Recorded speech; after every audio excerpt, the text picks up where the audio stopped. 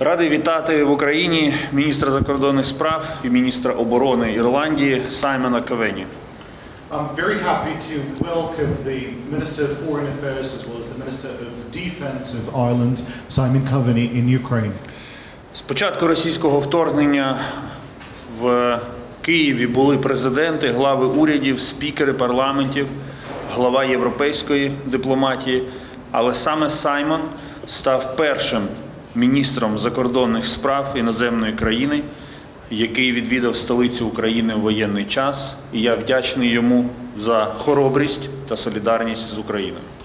Since the beginning of the Russian aggression in Kiev, there were a number of foreign delegations. We've hosted presidents, the heads of governments, speakers, as well as the head of the European Council. But I would like to say that Sаймон has become the first Minister of Foreign Affairs to visit the capital city of Ukraine, the city of Kiev, at the time of a war. And I'm grateful for his bravery and solidarity with Ukraine. З перших днів вторгнення Ірландія підтримує Україну та стоїть пліч-опліч з українським народом, надає значну політичну, фінансову, гуманітарну допомогу.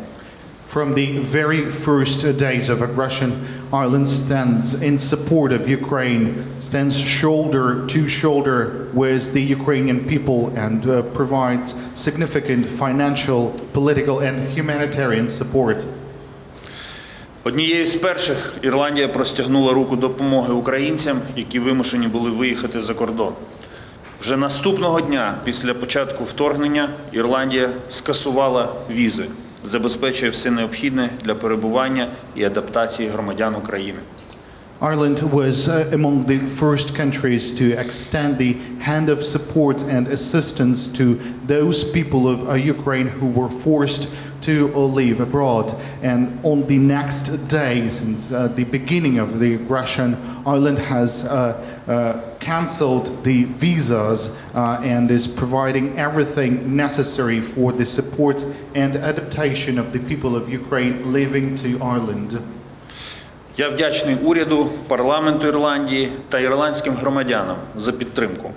20 мільйонів євро гуманітарної допомоги Україні, 22 мільйони євро допомоги в рамках інституцій Європейського Союзу, 10 автомобілів швидкої медичної допомоги, більше 350 тонн медикаментів, продуктів харчування та засобів гігієни і 9 мільйонів євро до Європейського фонду миру для України. Все це зробила Ірландія. I'm grateful to the government as well as to the Parliament of Ireland and to the people of Ireland for their support, particularly over 20 million of euro in humanitarian support and assistance to Ukraine. 22 million euro in support in the frames of EU institutions. Ireland has also provided with 10 ambulance cars, over 350 tons of medicine, products and hygiene, and over 9 million euro to the European Fund for Peace in support to Ukraine. All this was done by All this was provided by Ireland. Цінуємо внесок Ірландії як непостійного члена Радбезу ООН у резолюцію, також внесок Ірландії у ухвалення резолюції Генасамблеї ООН «Агресія проти України» та гуманітарні наслідки агресії проти України, а також приєднання до групи друзів підзвітності країн, що вимагають відповідальності за злочини Росії в Україні. Ірландія також стала однією з 38 держав-учасниць Міжнародного кримінального суду з розслідування воєнних злочинів Росії. We highly value the contribution of Ireland as the non-permanent member of the UN Security Council, particularly with regards to the resolution of the General Assembly on aggression against Ukraine, as well as on the humanitarian consequences of aggression against Ukraine, as well as for joining the group of Friends of Accountability. These are the countries that demand responsibility for the crimes committed by Russia in Ukraine, as well as for joining those 38 state members of the International Criminal Court dealing with the investigation of war crimes committed by Russia.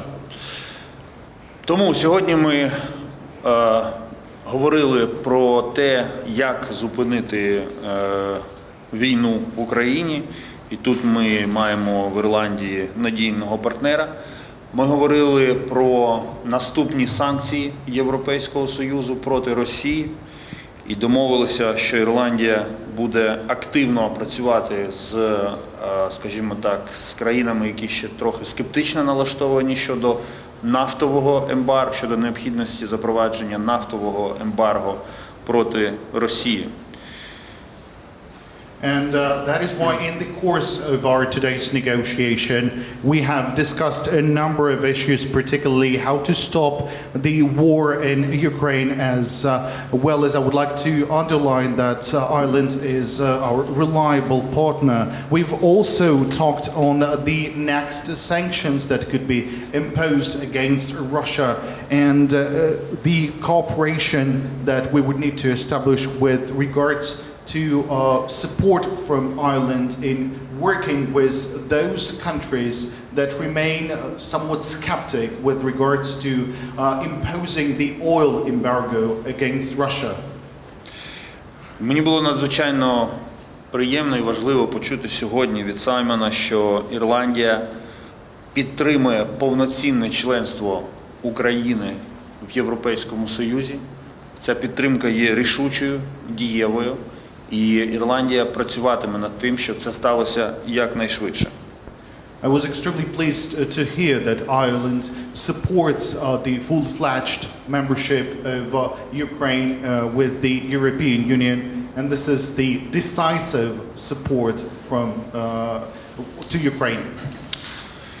Тому наше партнерство між Ірландією та Україною з початком нової хвилі російської агресії стало лише міцнішим, і ми відчуваємо в Ірландії не лише надійного, але і дієвого партнера.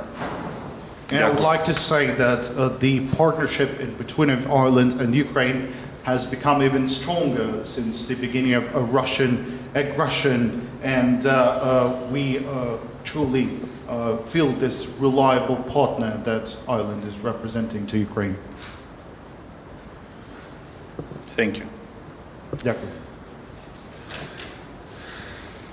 Thank you, Dmytro, and it's a privilege to be here with you in Kyiv today. And I bring with me a strong message of solidarity from not only the Irish government, but from the Irish people also. Дякую, пане міністре. Я дуже радий за цю можливість. І я приїхав до України із словами підтримки, із словами солідарності не тільки від імені уряду і парламенту України, але й від імені населення Ірландії. I also bring condolences. We don't know yet how many Ukrainian citizens have lost their lives due to this Russian aggression yet, but we know it's many, and we know that the brutality and the violence, not only against Ukrainian soldiers but also against Ukrainian civilians, women and children, is something that is likely to be determined as war crimes in the future. Я також хотів би висловити слова співчуття, оскільки ще невідомо, скільки ж людей загинуло внаслідок цієї агресії. Я хотів би також зазначити, що дії агресора, вони носять такий надзвичайно жорстокий характер, чимало насилля. Причому жорстокість ця по відношенню як до солдат, як до військовослужбовців, так і жінок, і дітей. І безумовно подібні заходи, подібна жорстокість, вона носить ознаки військових злочинів, про що ще будуть говорити. But I'm also very conscious at this time that Ukraine doesn't need sympathy or condolences. Ukraine needs action and strong practical support in defending yourselves right now. And so even though Ireland is a militarily neutral country, let me be very clear, we are not neutral on this war or on this conflict, and we are also not neutral on the future of your country. Я також хотів би зазначити, що, напевно, не стільки слова співчуття зараз важливі для України, скільки дії, скільки практичні заходи на підтримку України. І незважаючи на те, що Ірландія є військово-нейтральною країною, я хотів би відмітити, що ми не можемо залишатись нейтральною у цій війні. So far, in 7 weeks, Ireland has contributed over 20 million euros in humanitarian assistance to Ukraine. We have contributed and committed 33 million euros of military assistance to your armed forces through the European Peace Facility. We are strongly advocating for a maximalist approach in the context of sanctions against Russia as a deterrent to the continuation of this war. And we believe that we need to move beyond what has currently been agreed collectively by the EU to include an oil embargo in a 6th package of sanctions. Я також хотів би відмітити, що протягом останніх 2 тижнів наша країна виділила понад 20 мільйонів євро на гуманітарну допомогу України. Крім того, ми маємо зобов'язання на суму понад 33 мільйони євро щодо військової допомоги Збройним силам України. Я також хотів би відмітити, що моя країна поділяє думки про необхідність максималістського підходу у відносинах з Росією, зокрема в питанні накладання санкцій на Росію, що мають носити осеред іншого також і стримувальний ефект, стримувальний характер. Ми також виступаємо за необхідність запровадження ембарго на торгівлю нафтою з Росії в межах 6-го пакету санкцій. We know that Ukrainians dream of a different type of future, a future that's based on democracy, on diversity, on stability and economic opportunity. And we believe all of those things can be achieved through full EU membership, and we will strongly advocate to ensure that your journey to EU membership happens as rapidly as possible. І, звичайно, не на таке майбутнє розраховувала Україна. Україна прагнула різноманіття, Україна прагнула економічного процвітання, демократії та свободи. Втім, я хочу сказати, що все це можливо, перебуваючи у складі Європейського Союзу, і ми будемо робити все можливе для того, щоб прискорити вступ України до цієї організації. We also believe that even the most powerful countries in the world are accountable to international law.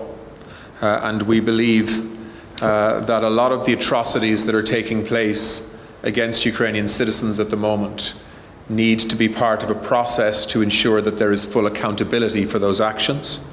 And that is why we were one of 39 states to refer potential war crimes happening here in Ukraine to the International Criminal Court. And that is why today I'm announcing an extra 3 million euros of support for the work of the International Criminal Court to ensure that they can do their work comprehensively. I know that the Chief Prosecutor has been here in the last few days, and of course we will see an ICC presence in Ukraine for many, many months to come. Я також хотів би відмітити, що ми вважаємо, що навіть більш потужні країни все ж таки мають нести відповідальність у разі порушення норм міжнародного права. В даному випадку варто відмітити, що уся та жорстокість, усі ті насильницькі дії, вони мають потягти за собою відповідну відповідальність. Я хотів би зазначити, що саме тому ми приєдналися до переліку з 39 країн, які звернулися до Міжнародного кримінального суду з проханням щодо розслідування військових злочинів, гідності військових злочинів, що відбуваються на території України. Також я хотів би відмітити, що наша країна оголосила про виділення 3 мільйонів євро для забезпечення роботи Міжнародного кримінального суду.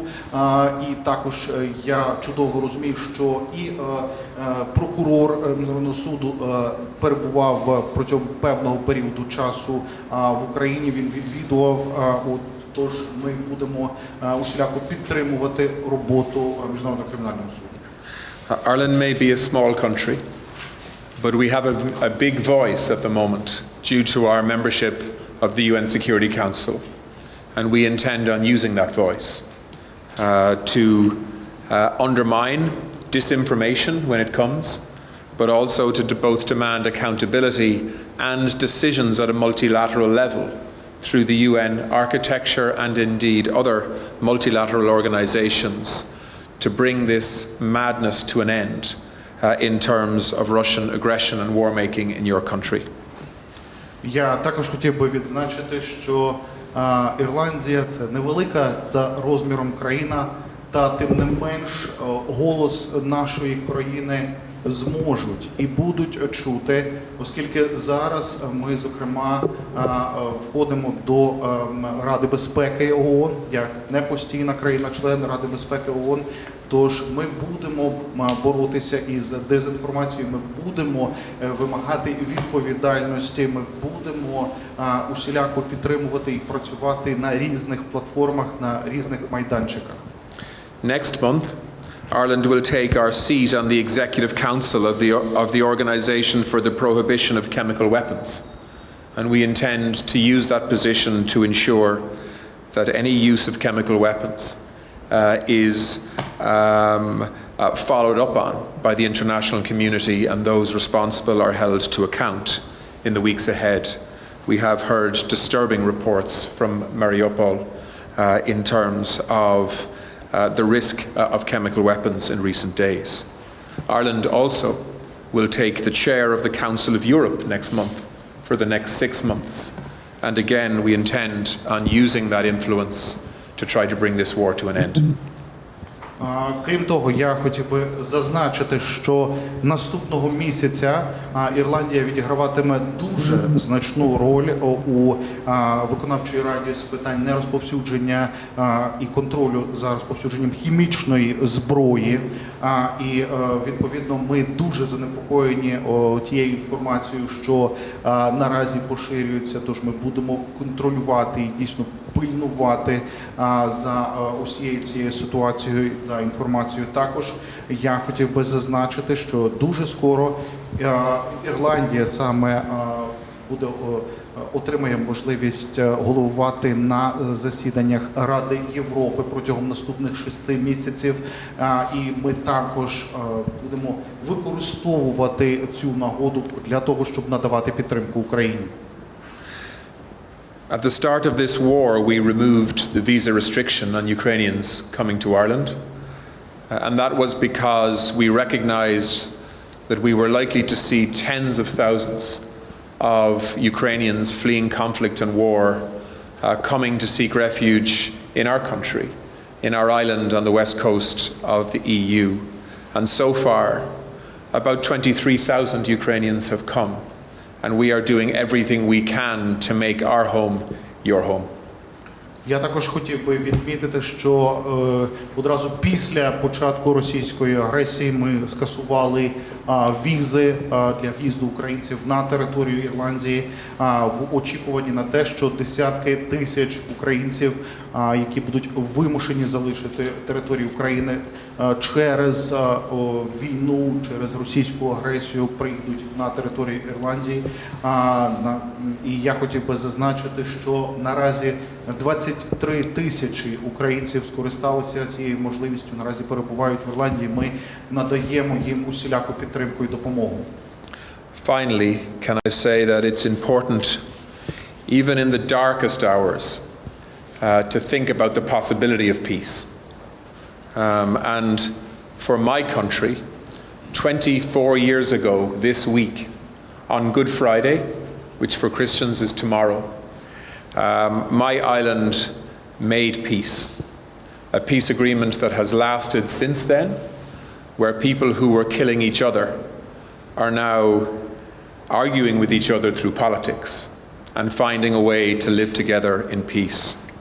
And I hope that there are elements of our peace process that can provide some inspiration during these incredibly difficult and dark times for Ukraine and Ukrainian people, that actually a different future is possible, and that there will be a time when we and your country will emerge from this darkness and from the aggression that is coming from Russia, when we can build a future together that is based on stability and peace and transparent politics and economic growth and travel and laughter and fun and music, the kind of thing that I believe every country has a right to.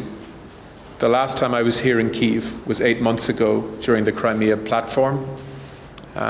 It was a very different city then. But I believe the future for Ukraine is a bright one when we manage to move through the darkness of war and hold those who have caused this conflict to account. Я також хотів би зазначити, що незважаючи на те, якими б темними часами, який би темний період зараз не панував в Україні, та тим не менш знайдеться можливість для того, щоб говорити і про можливість миру. Я хотів би відзначити, що 24 роки тому, саме у цей тиждень, а буквально у п'ятницю, це буде чиста п'ятниця, таке велике релігійне свято. Так от, у цей період, 24 роки тому, ми спромоглися створити для себе мир на території моєї країни, який існує і на сьогоднішній день. І я дуже сподіваюся, що щось подібне відбудеться і на території України, що ось ці темні часи, темний період завершиться, і на його зміну прийде і економічне зростання, і стабільність, і мир, і навіть посмішки на обличчях людей, музика і багато чого іншого. І ви знаєте, останнього разу я був у Києві 8 місяців тому. Ми тоді приймали участь у засіданнях в рамках Кримської платформи і, чесно кажучи, дуже змінився Київ. Але я дуже сподіваюся, що ці темні часи минуть і настане мир. And of course, the final thing I should say is that we stand with Ukraine. Slava Ukraini. Ну і наостанок хочу сказати, що ми з Україною. Слава Україні! Героям слава! Thank you, Excellencies. I will read out a few questions, and the first one goes from Sky News, Deborah Haynes, to Foreign Minister Kuleba. Can you confirm that Ukrainian missiles hit the Moskva Russian cruise missile liner? And the second question is, what is the danger for Mariupol and the wider Donbas region if the West does not send weapons fast enough? Well, I would direct your first question to our military command, who are in charge of defending the country by all means available to them in accordance with the international law of warfare. As regards the second question, well, if Ukraine doesn't receive all necessary weapons within days, not weeks, that will mean that more people, more civilians will be killed, more atrocities will be committed, and more Ukrainian villages and towns will be destroyed by the Russian offensive. Mariupol is in a dire situation, and it's extremely painful to receive news from there. we are doing everything we can to support civilians and the defenders of Mariupol, but to unblock Mariupol and to save them, literally to save them, we need more weapons, and we are working with partners on receiving them. And one question from Ukrainian media I will read out in Ukrainian. It's Interfax Ukraine to the Irish Foreign Minister. Чи планує Ірландія збільшити військову допомогу Україні у зв'язку з повідомленнями про підготовку наступу Росії на схід і південь України? Як саме? І одне питання до міністра закордонних справ. Як ви можете прокоментувати ситуацію з нібито відмовою України прийняти з візитом президента Німеччини Франка Вальтера Штайнмаєра? Що насправді сталося? Та чи обговорювали це питання з німецьким колегою? Чи матиме це вплив на німецько-українські відносини? Your Excellency, there was a question to you from the Interfax Ukraine.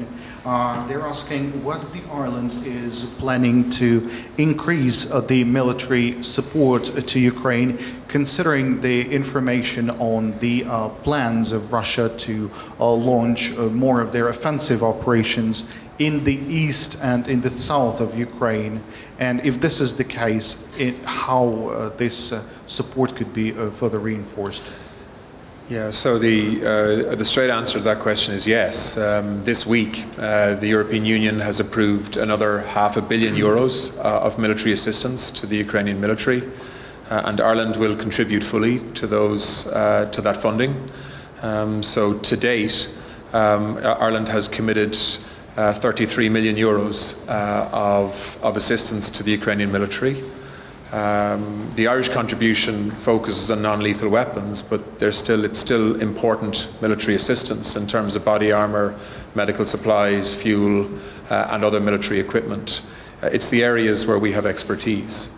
And I think the EU will continue to respond as this war continues, unfortunately, to provide as much military support as it possibly can to Ukraine, to allow it to defend itself as effectively as possible. Ну, коротка відповідь на ваше запитання буде так. Я хотів би зазначити, що нещодавно в ЄС було прийнято рішення про виділення додатково півмільярда євро на військову допомогу для України, і, безумовно, Ірландія долучиться до цієї військової допомоги. Я також хотів би зазначити, що Ірландія виділила 33 мільйони євро на військову допомогу. В той же час ми зосереджуємось наразі на допомогу у вигляді нелетальних засобів, та я думаю, що вони є не менш важливими, бо тут мова йде і про бронежилети, і про медичні різноманітні засоби, і про пальне. Тож, безумовно, і Ірландія, і Європейський Союз продовжуватимуть надавати підтримку Україні, поки триває ця війна. В дипломатії є багато робочих моментів, які стосуються узгодження форматів візитів, очікуваних результатів візитів. І коли цю роботу роблять лише дипломати, то ми завжди знаходимо взаємоприйнятні розв'язки. Коли нюанси якихось робочих процесів